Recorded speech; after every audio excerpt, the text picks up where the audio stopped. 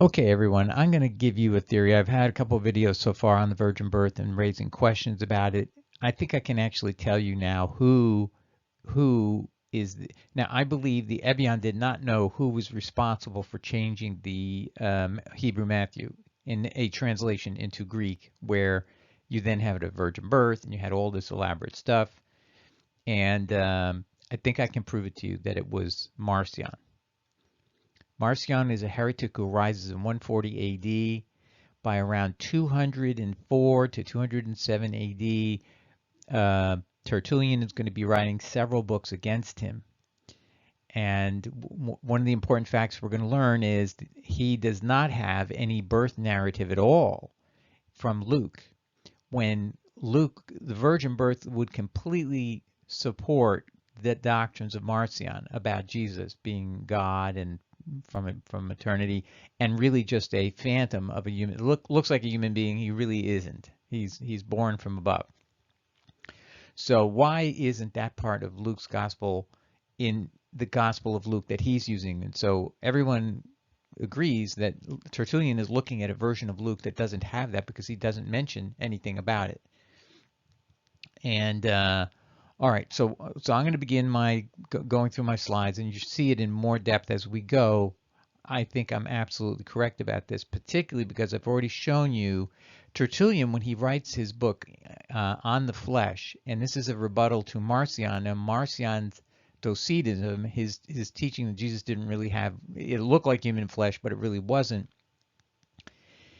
There's no issue about Tertullian is not explaining that Matthew has a virgin birth account, or that why doesn't Luke have a virgin birth account. He in fact seems to assume there is no virgin birth account in 204-05 AD, okay, when he's writing these books. And then he goes through this whole story about Jesus, the family doesn't attach themselves to Jesus. Mary doesn't attach herself to him, and so on.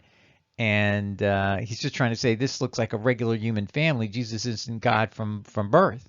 So why would he be saying that if there was a virgin birth account in Matthew at the time? So he wouldn't be saying that. But more importantly, that means what he's looking at doesn't have a virgin birth account from the very person who would most benefit from putting a virgin birth account in at some point in time, and that's Marcion. So you'll see this in more depth. You have to hear this develop slowly, and then you're gonna appreciate that this is the most likely thing is Marcion anonymously translated Matthew's gospel in a way that would be destructive of Christianity because it would be poisoning us with the very thing that Tertullian is fighting in his book called Against the Flesh, which is an attack on Marcion's view about Jesus and making him look what's called docetic, that he only appears to be human, but he isn't really human. And the best way to attack us is to destroy our own accounts. And that's what I think he did. And it actually coincides perfectly in time. So between 140 and 200 AD, 205 AD, that's a period when somewhere in there, more than likely, is when this virgin birth account. It could be anywhere in there. It could even be afterwards, too. It's not really definitive. Irenaeus is the first one in 160 AD to supposedly talk about it, okay? But I question that. I really do, because this is the Catholic Church, and they don't care about going back in time and recreating things that weren't in existence at the time. So you now have to look at this more objectively.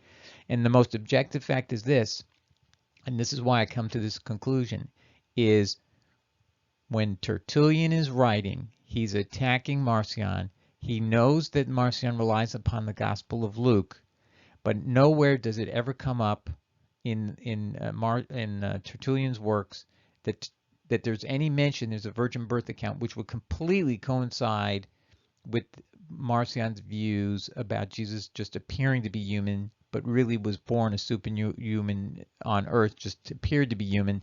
Clearly, the virgin birth account helps support Marcion on that, and Tertullian never goes there. Instead, in the book Against the Flesh of Jesus, attacking Marcion, he never even talks about a virgin birth account. I mean, nothing. It's a silence that screams much louder than the alleged book by Irenaeus that claims to be talking about the virgin birth account. No, something stinks in in in this story, and I think this is the right approach. This is the right analysis. So it's just I think people have to pursue it more and document it and make sure it's correct. But we'll go through it and you're going to see the argument. So, is the virgin birth the corruption of the anti-Christian Marcion of our text? And I'm talking about in Matthew, because he's got his version of Luke and he doesn't need to change that. He's fine with that. It has no virgin birth account. It has no account of birth narrated at all.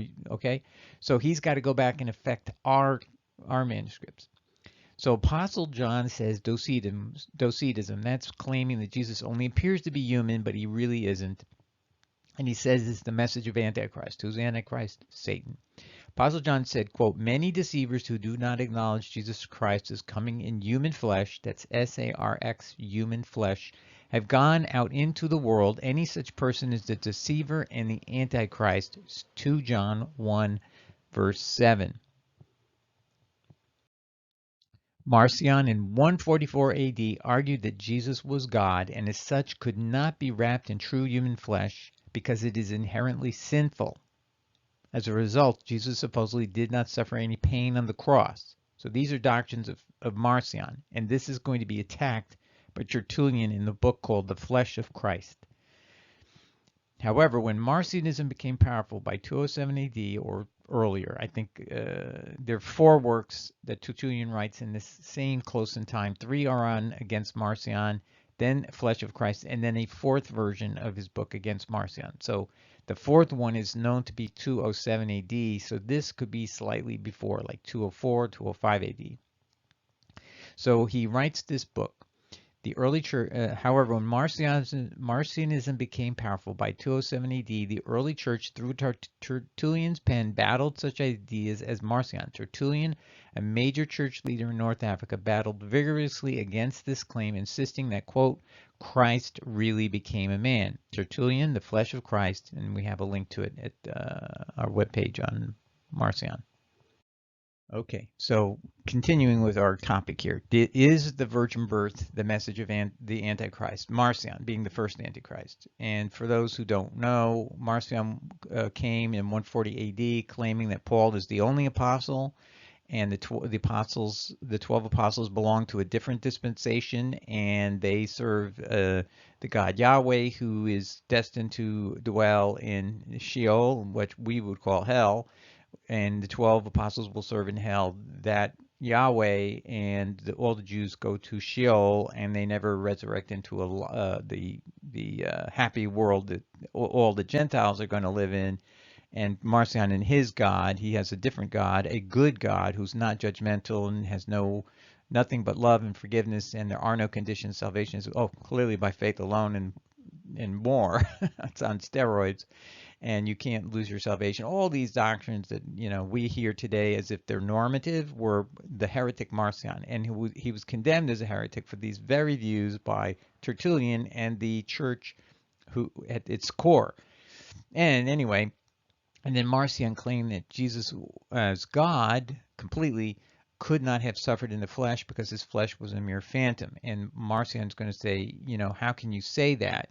And so he says this, Tertullian responded with alarm, have you then cut away all the sufferings from Christ on the ground that as a mere phantom he was incapable of experiencing them? Tertullian, The Flesh of Christ, chapter 5, and he most clearly mocked Marcion by saying, O thou infamous of men who quits of all the guilt the murderers of God. And he means God indwelling Christ, and we'll see, because he makes it very clear, he's saying Jesus is a man indwelled by God. That was always his position, and that's why he mocks those who claim that Jesus, that God could be talking to himself when he says, this day I've begotten thee. So he doesn't, he said, tell me, where would God ever say, this day I begot myself? So he's clearly distinguishing Jesus from God, but on the other hand, God dwells in Jesus, so you've killed God. For nothing did Christ suffer for them if he really suffered nothing at all.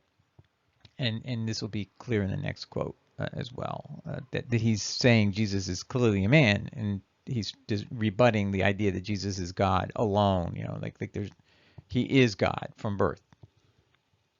And I'm going to read you this quote. This is the quote that made me think of this morning, just this morning. I never had thought of this before. Tertullian says this is why Jesus is called the Son of Man, to tell us Jesus was indeed a true man. Else, he says, quote, else why is Christ man and the Son of Man if he has nothing of man and nothing from man? Tertullian, chapter 5 of the flesh of Christ. So he's telling Marcion that Jesus is a man to a guy who's claiming Jesus is God. And why would he be saying that if the virgin birth exists? Because you would think of Jesus being born from above, meaning God's in him from birth. And so he is God from birth. And so he would have maybe, arguably, flesh that just appears to be flesh, but he is divine from birth. His organic DNA is not human. It's really God. So it's not there. And that's why Tertullian is going to say something else. And we're going to see it's inconsistent with the virgin birth account being in his mind, even in Matthew, because he's going to say something and it's not going to cross his mind that there's a virgin birth account. And we're going to go into that next. Here's what I'm referring to. Particularly Tertullian, again, around 205 AD, begins his comment on Luke 8, verses 19 to 21. I commented on this in the last video, but I had not put all these pieces together till right now, and I think you'll agree with me. If you don't, let me know if I'm not making any sense here. But what he's clearly unaware of, and this is in his book, The Flesh of Christ, and so he's telling Marcion that Jesus is a very human being, okay? And he's quoting where Luke says, you see the first line there, quote, the Lord's brethren had not yet believed in him. He's quoting Luke saying that Jesus' own brothers don't believe he's the Messiah. He's an adult. He's going into a synagogue. His mother and brethren all present. And listen to what listen to what Luke is saying. Tell me if he could even believe Matthew has a gospel message of a virgin birth, and never mind whether Luke has it, okay? In no way could he have a conception that there was a virgin birth. Listen to what he's saying. So this is 205 AD. So is it contained in the gospel which was published before Marcion's time? While there is at the same time a want of evidence of his mother's adherence to him. So he's saying from the evidence we see here, his own mother is not on his side. Although the Marthas and the other Marys were in constant attendance on him. In this very passage, indeed, their unbelief is evident. Jesus was teaching the way of life, preaching the kingdom of God, and actively engaged in healing infirmities of body and soul, but all the while strangers were intent on him, his very nearest relatives were absent. His mother lacked adherence for him. How could he say that if he knew there was a virgin birth either in Matthew or Luke, but obviously he doesn't know of any such thing in either of them. He's trying to prove to Marcion, you're claiming that Jesus is somehow God from birth, although he's not, but there is no discussion why Marcion believes that, because Marcion is just making it up. That's his assertion. Jesus is God, he's just a phantom. He looks human, but he really isn't. So, but at this time, Luke is not dealing with passages that he's got to explain away, which would be the virgin birth. He's just trying to disprove Marcion's position by proving that Jesus' family were very human. They didn't think he was a God walking around the house. And when he went to the synagogue, they weren't thinking he's God. So this is somebody who has no concept that there's a virgin birth account anywhere, and yet he's the most well-read. I mean, Tertullian knows every scripture there is on earth. I mean, he's like Eisenman. He knows every verse. He pulls them all out, and he's just amazing. And if you read all of his works, they're unbelievable. If there was a virgin birth account, he could not say these things. And of course, Luke couldn't say this passage either. So Luke doesn't know of the virgin birth account as he's writing the book of Luke. But that was my first point in my last video. But now I'm seeing more, that Tertullian himself in 205 AD doesn't know of a virgin birth. Then where did this virgin birth come from? Who had the motive to fabricate it? The very person who Luke is attacking, Marcion. Because he's attacking to the root argument of Marcion that Jesus just appears as a phantom. He has no real human flesh. He can't suffer pain. He didn't suffer pain on the cross. So, you guys have the wrong perception of Jesus, what Marcion is saying. What better argument to destroy or rebut Tertullian is to go in, make a translation of Matthew, and he doesn't need to touch Luke. He just needs to touch Matthew. Okay, he just needs to go in and change that, do an anonymous translation right around 205 AD, would be perfect. And it fits in all the chronology. And this is how he tried to rebut Tertullian. How else are you going to beat him?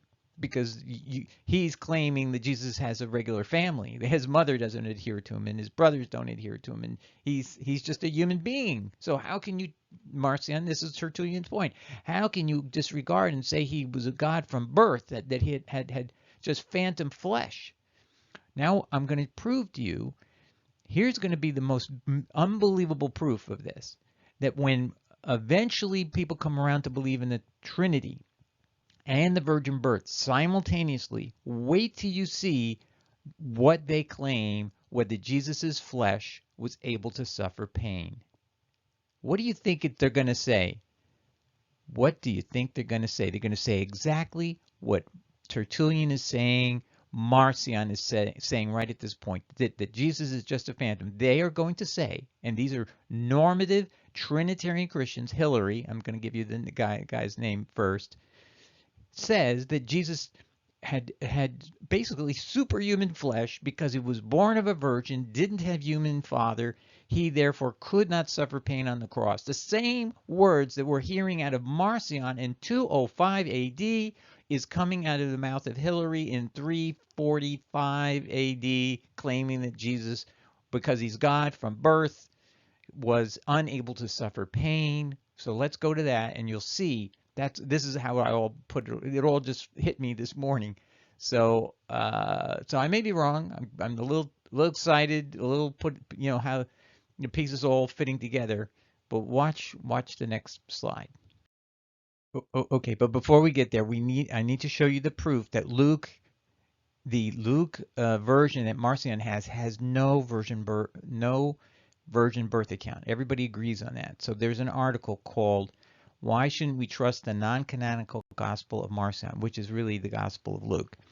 And that's what Tertullian says. Tertullian's opening remark says, "It seems you are using the Gospel of Luke." Okay, and this is what this article, "Why Shouldn't We Trust the Non-Canonical Gospel of Marcion?"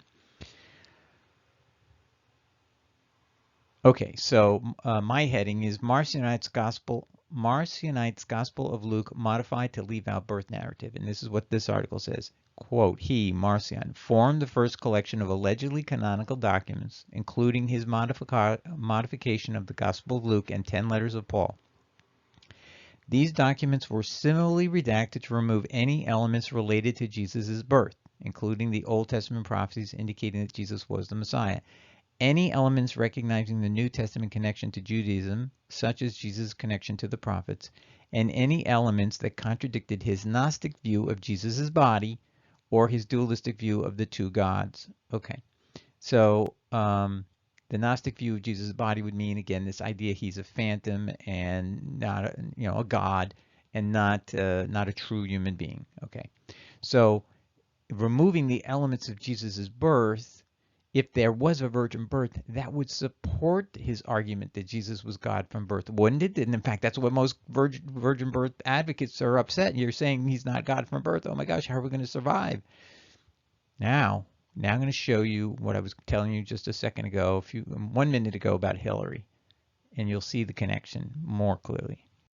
Okay, so I just wanted to also juxtapose, but before I read you Hilary, I want you to juxtapose how the Ebionites, in their anti-virgin argument, are criticized by Irenaeus as claiming that, quote, Jesus suffered, as if, because Irenaeus is committed to the virgin birth account. Of course, I believe this is actually fraudulently put into Irenaeus from the future. And there are people who think, just like Hilary of Poitiers, that Jesus didn't suffer on the cross because he had a virgin birth and therefore didn't have true human flesh. As we're going to see, that's what Hilary, a leading voice of Trinitarianism, a leading person who's explaining the Trinity to everybody, and he's going to say exactly what I just told you.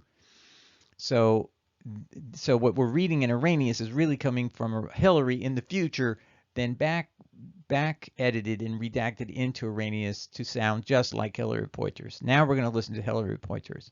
He lives from 300 to 368 AD. So this is going to be around 345 probably.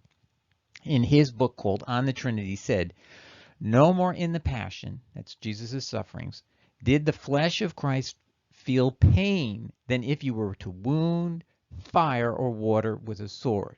So if you put a sword into a fire, are you hurting the fire? No. If you put the sword into water, are you hurting the water? No. Therefore, Hillary, is saying Christ's sufferings on the cross of being beaten and hurt and bleeding and blood and all that, he's feeling nothing. It's just like a walk in the park for him because he was born God. He had a virgin birth. And you think I'm wrong? Wait till you hear the reasoning behind this. Aquinas will give you the defense argument to this position of Hillary. Okay, so this slide is simply to draw you into the point that this same quote I gave you of Hilary of Poitiers that says the flesh of Christ need feel no pain, no more than if a sword or wounded fire or water with a sword. Anyway, and then Hilary is quoted by Aquinas, who then explains Hilary's argument is based on the virgin birth, or can be based on the virgin birth, and that's in Summa Theologia, 2007, volume 4 at 2102, and we're going to see and read that in the next slide. Okay, so here's Summa Theologica, volume 4, first section, part 3. Whether there was sensible pain in Christ, and this is Aquinas writing about Hilary. We proceed to the fifth article, objection 1. It would seem that there was no true sensible pain in Christ, for Hilary says in De Trinitate, chapter 10, since with Christ to die was life, what pain may he be supposed to have suffered in the mystery of his death, who bestows life on such as die for him? And further on he says, the only begotten assumed human nature not ceasing to be God, right? Virgin birth. And you're going to see he's going to, over here, objection 2 is going to explain the virgin birth is why this is all true.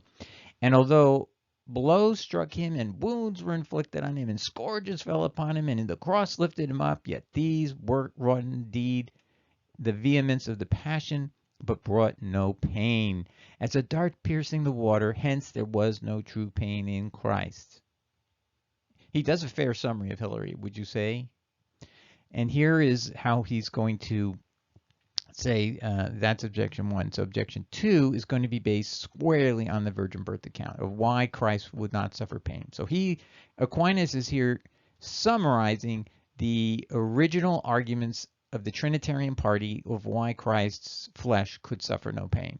Whether he agrees with it or not is besides the point. I want you to understand this is how he knows what was said, and he's going to give you the explanation of what justified it. And the support is the virgin birth account. Further, it would seem to be proper to flesh conceived in original sin to be subject to the necessity of pain. But the flesh of Christ was not conceived in sin, but of the Holy Ghost in the Virgin's womb. Therefore, it lay under no necessity of suffering pain. So you see, this is what was going on at the time that Marcion is writing and Tertullian is rebutting him. And he is saying that Christ went to the cross, didn't suffer pain. He was God. So he doesn't deny that aspect of it, apparently. But he denies that Christ had any pain or suffered any pain in that experience. So this is what Tertullian is fighting and battling against. But Tertullian is not battling against someone who is able to cite a virgin birth account, because that would have been a good argument. You can see it was a good argument for Hilary to make the very point for it from unwittingly supporting Marcion 200 years later. And that's how Aquinas understood what could support the argument of Hilary that there was no pain at the cross, right? So if you understand that, then this was the argument of Marcion 200 years earlier. Tertullian's trying to refute it, and Tertullian doesn't have to deal with someone arguing. He's not arguing it from the virgin birth account. So who had the motive to make up an account which would provide the very argument that Hilary is going to make 200 years later? It has to be Marcion, because the very argument that he is advancing, he doesn't have any real proof for. But once you put in a virgin birth account, Hilary 200 years later is going to say this proves Jesus went to the cross and didn't suffer any pain because he was God from birth. Do you see my point? This evidence is too obvious. It's just staring you in the face. It's Marcion who created the Matthew account. And that would explain why it has two bombs in it. One is it cut off Christ. So you have to know that according to the book, according to the flesh, Tertullian is very clear that Marcion does not believe Jesus is Messiah. So number one is by putting Jesus as having a no father, Davidic father, he can't be the Messiah. So that supports Marcion's position, number one. And number two, by getting rid of Joseph as a father, you have this, and then making Jesus God from birth. That's the argument, is show the angels or whoever it is saying God's God's begotten in Jesus. Well, God is Jesus, is really what it is. He didn't have to grow up and be a righteous man and then Father indwell him. No, he was God from birth. Therefore, he's never suffering any pain. He may look like a child, but he's a completely conscious adult God at all times. And so this is where you can prove for a fact that Marcion has the most motive and was in the right position to do two things: destroy Christianity, the Christianity which he was saying was just garbage and serves the evil, bad God Yahweh. That's who he believes that God's serving in Sheol with all his Jewish people. But we're going to have a good God and a good Jesus who's God from birth. But he is he doesn't have a virgin birth account that he can use, and he's the one who obviously made it up. It fits all the facts. It fits the timeline of how the early church didn't have it. It fits the timeline that even Hodge, remember Hodge said in Pro Fides, he said when the accounts were made in Matthew, and he says also in Luke, of the chronologies, the genealogies, it was obviously at a time he's admitting they both did and Joseph begat Jesus, because they didn't yet know of the virgin birth account. And so he's admitting it must have come much later in time, in the 200s, after you have these two works by Justin saying Joseph begat Jesus, and after you even have the 300, whatever the Aramaic Bible was, that was repeated in the 340 AD period, must have been saying Joseph begat Jesus, and then that just maintained itself all the way through 340. But it must have been earlier, and Hodge is saying, but you see, once they knew about the virgin birth account, they went in and changed all these things. And my point was, if they did, they would have had to take out the genealogies, because it's a leftover that really is very misleading. You need to take out the genealogies because you're saying it never happened. Joseph was not the father, so why would you keep them in there? So, but what it would do, what really happened is Marcion put in the incomplete genealogy showing Joseph not being the father of Jesus, and simply changed the way it ended and got rid of it. And the fact that it was a young woman or young virgin had nothing to do with the prophecy that Matthew was quoting. So Marcion takes that ambiguity and says, I'm going to translate it as Parthenos, and I'm going to then interpret that to mean not young woman, but to be virgin, and then I'm going to tell a story about virgins.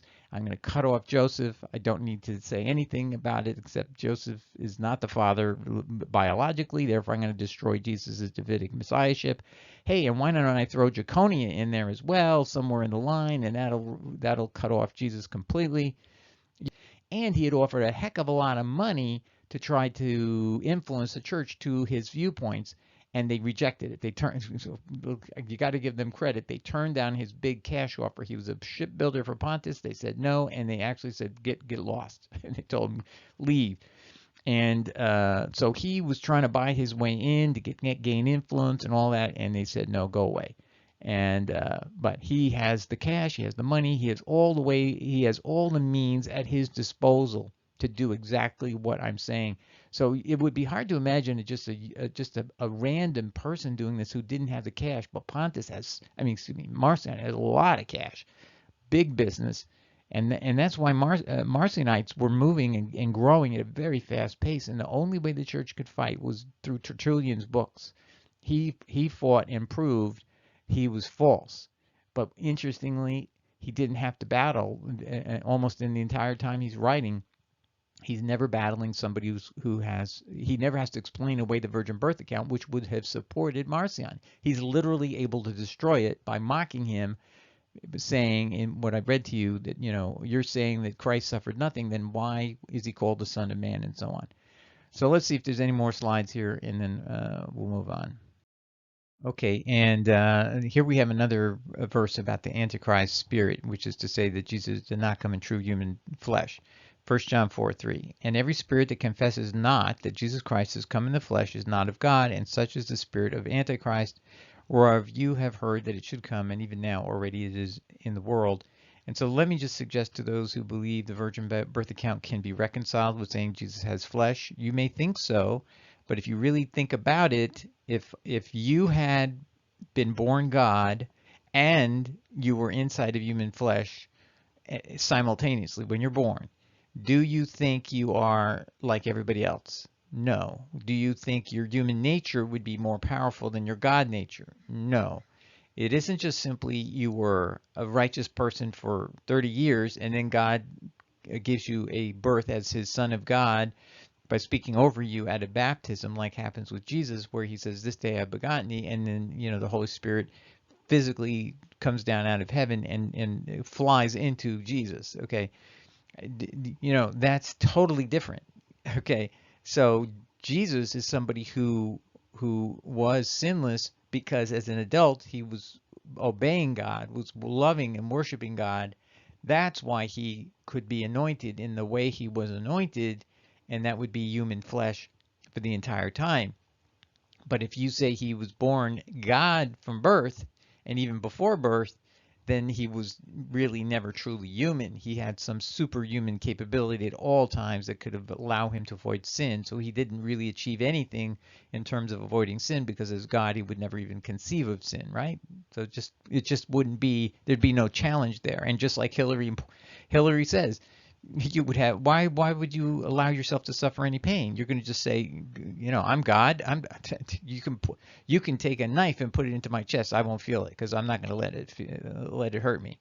So anyway, that's why the virgin birth account does not pass muster. It just leads to the very conclusions of Hillary, and it's the message of Antichrist, that Jesus didn't really have true human flesh. And so we have to realize there's more going on here than just simply, do we like the story of the virgin birth? Do we like it? Does it sound good? Does it resonate with us? Yes, it's a nice, lovely story. We all love it. We all enjoyed it at Christmas and all of these things. There's no one who can dispute it's a wonderful story. It's just unbiblical and inimical to Christianity, and we have to change back to what we originally had, which is Joseph begat Jesus. All right, let's go to the next slide. Okay, so that's going to be the end of this slide. So I think actually this is pretty reasonable. It's not really truly speculation. There's a ground to conclude by strict evidence rules that Tertullian is clearly not dealing with a Marcion who has any a virgin birth account in his version of Luke. We can also infer that Tertullian has no virgin birth account in Matthew either, that he's having to cope with, because he would have had to mention something about that, right? And he isn't, and he himself wouldn't have used the argument about Luke chapter 8 about the brothers and sisters and mother of Jesus are not even adherents of him, because he would have to himself say, well, how can that be if the virgin birth account with the angel appearing to Mary and all of that really happened? So he's not dealing with a virgin birth account yet at that time either. And then you have whoever does this to change the Bible, and I believe he changes Matthew. He doesn't change Luke, and he changes Matthew. I believe Luke was a change by the Christian establishment to deal with the fact that Jeconiah is inside of the line of David inside of Matthew, which is a bomb number 2 within the whole changes that were made, whoever made them. That is a bomb, because Jeconiah is someone who blocks any inheritance of Jesus to be the Davidic Messiah. So it would have to be by another line. There's many, many lines you can make to get all the way back to David. And they don't have to go through Jeconiah, but this one says it does. And so Jeremiah says there will be no heir of Jeconiah who will ever sit on the throne of David. So yeah, so somebody wrote the book of Luke, I believe, in order to create another alternative account. Didn't do a good job, if you ask me, because he has a different father for Joseph over on that line. So that's why it can't be. It's just whoever did it didn't think it through. But Joseph is, excuse me, the line of Joseph in Luke was designed to deal with that problem. Anyway, but the point is this: only somebody who's very wealthy could have possibly spread this myth and fable way around, and had enough Bibles replicated in Greek that would basically flood the marketplace. Because Marcion, by the way, is a great, not a great writer, but he is a person who's flooding the world with all of his tracts and writings, because that's the church is going to go around later and try to destroy all of them. But what if they don't realize that the book of Matthew, modified and translated in Greek, is actually Marcion's work, and otherwise is correct? Yeah, let's say it's even close to what's correct. But he's the one who's trying to destroy Christianity from within by putting in this account so it would support his view of Jesus being God from birth, because that's his view. Jesus is God. He's God the Son, and so is God the Father, and they're both good, and that's that. And that's why in the work in the flesh, that's why he's claiming Jesus didn't have human flesh. He was God from birth. See? So, but he doesn't have a virgin birth account at the time he's being attacked by Tertullian. So it's totally it's a way of addressing Tertullian's attack in the book on the flesh of Christ. So it's almost too obvious. That's what I'm trying to get at. The inference isn't speculation, because there is somebody who did this, and the only person who had the cash, means, and motive to do this is Marcion.